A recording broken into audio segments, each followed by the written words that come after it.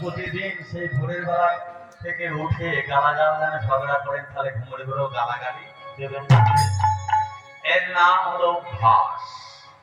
আপনি সত্যদর্শী মানুষের সঙ্গে মিলিত হন, আপনি প্রতিদিন ধর্মসভায় আসুন। হরিনাম করতে হবে, কৃষ্ণ নাম করতে হবে বলে আপনাকে সংসার ছেড়ে জঙ্গলে বাস করতে হবে না, এবং গেরুয়া বসন করে আপনাকে গুহাতে যেও রাত কাটাতে হবে।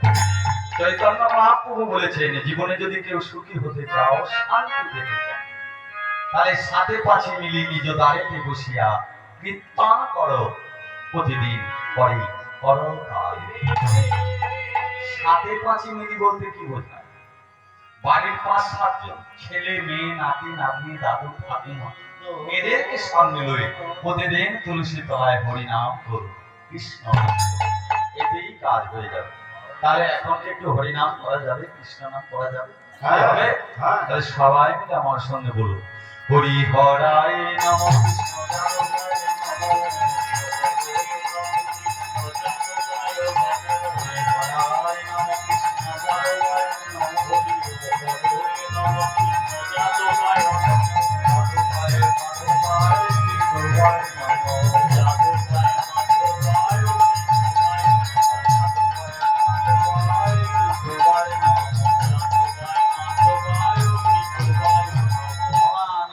কৃষ্ণ অনেক মাথাতালি দিচ্ছেন।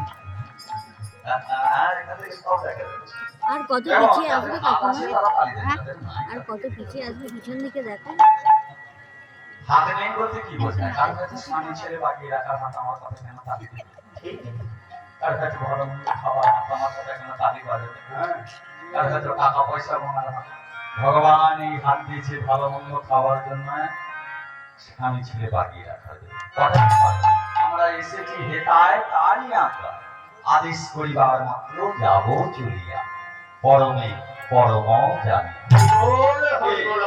চলে যেতে হবে না, বড় বড় বাড়ি করেছি ঠাকুর সাহেব, আমরা যাবো না, এখানে থেকে যাবো, না যেতে হবে।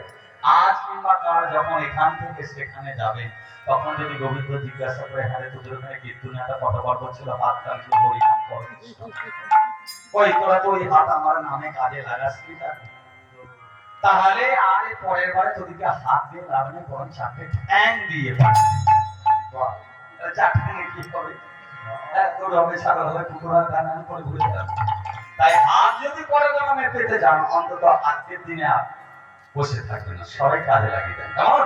হরে কৃষ্ণ হরে কৃষ্ণ।